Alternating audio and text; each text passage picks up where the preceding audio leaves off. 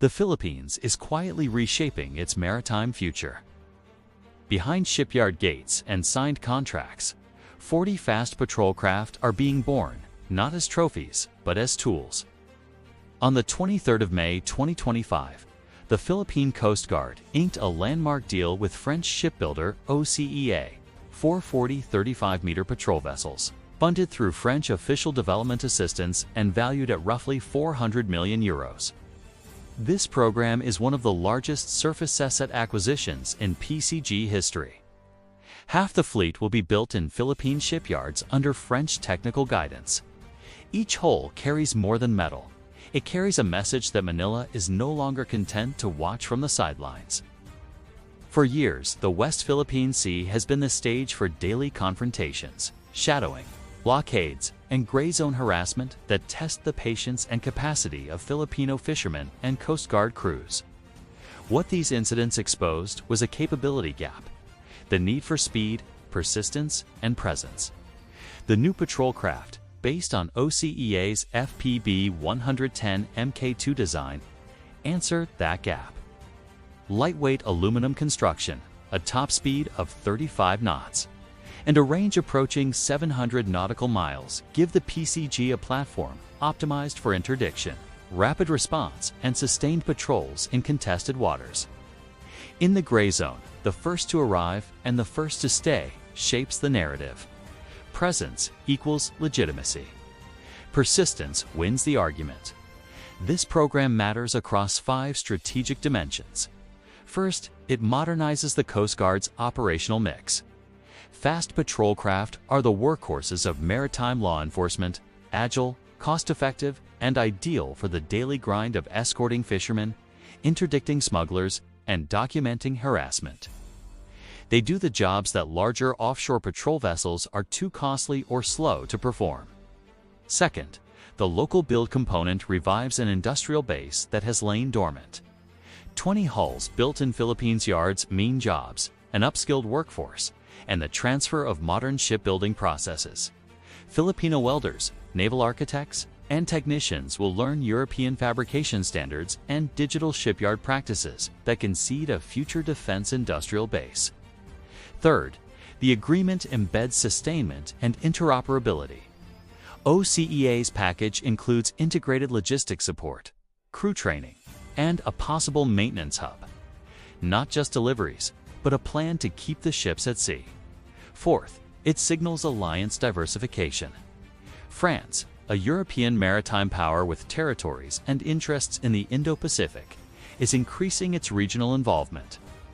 Paris's investment in Manila projects a rules-based approach to maritime order and complicates any single power narrative in the South China Sea. Finally, the deal is a sovereignty statement. The vessels are Philippine assets.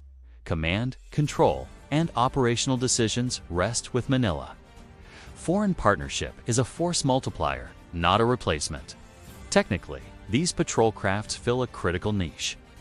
Their speed and sensor suites make them ideal for shadowing, interception, and documentation, the bread and butter of gray zone operations. Their range and endurance expand the PCG's persistent coverage, shrinking response times across a vast maritime domain. Locally built hulls shorten repair cycles and reduce dependence on foreign yards. A ship is only useful when it is at sea. Local maintenance capabilities mean more hulls available for patrol, not docked for months. But hardware alone never wins a maritime contest. The strategic success of this program will hinge on doctrine, training, and integration. These vessels must be fused into everyday patrol rhythms.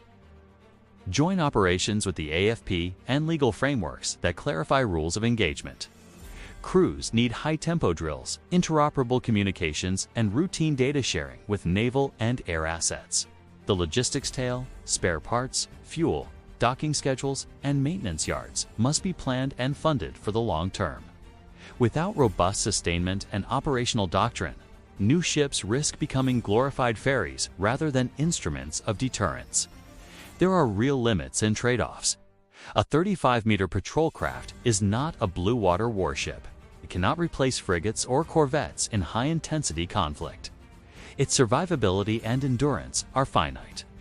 Its role is to contest the gray zone, hold the line, and buy time for diplomatic, legal, or allied military responses. To maximize impact, the PCG must operate these craft as part of a layered strategy that includes unmanned systems, maritime domain awareness sensors, naval escorts when required, and allied reconnaissance flights. Regionally, this French-Philippine deal reverberates. It tells neighbors that Europe is not merely an observer in Indo-Pacific security. It is a participant. For ASEAN states watching from the sidelines, Manila's move could become a model. Diversify partnerships, invest in presence, and build industrial capacity. For Beijing, the reaction will be predictable. Diplomatic protests, increased gray zone activity, and intensified maritime patrols intended to test resolve. Yet the irony is that such pressure often accelerates cooperation among the states Beijing seeks to influence. The timeline and management of delivery will be the first test. French yards are expected to supply the initial hulls while Philippine shipyards scale up. How quickly Manila can absorb the early deliveries, train crews, and establish local maintenance will determine whether the program delivers operational advantage before a crisis accelerates. Equally important will be basing decisions. Will Manila permanently station units closer to contested areas like Scarborough or Iongan Shoal, signaling an unambiguous commitment to defend its waters? Or will it rotate assets to avoid escalatory optics? Each choice carries strategic weight. Ultimately, the value of this agreement will be measured in use, not boxes signed. If the Philippines integrates the vessels into a coherent, funded, and sustained maritime strategy, using them for continuous presence, coordinated interdiction, and joint operations with allied partners, they will shift the balance in the gray zone.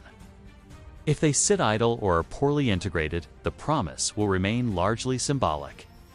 What this deal already accomplishes is blunt and significant. It blends diplomacy, defense cooperation, and industrial policy into a single program that strengthens both state capacity and national pride. France supplies more than ships. It supplies training, standards, and a partnership that nudges the Philippines toward strategic self-reliance. Manila, for its part, turns procurement into policy, converting metal into capability and ports into production lines.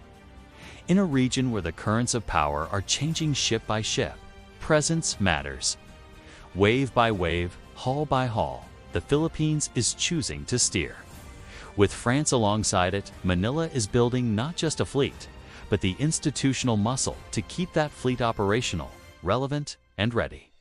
The next chapter of Indo-Pacific security will be written in yards and docks, in training schedules and maintenance logs, and in the decisions that follow each encounter at sea. If Manila gets the next steps right, those 40 patrol craft will be remembered as the vessels that changed how the Philippines defended its waters.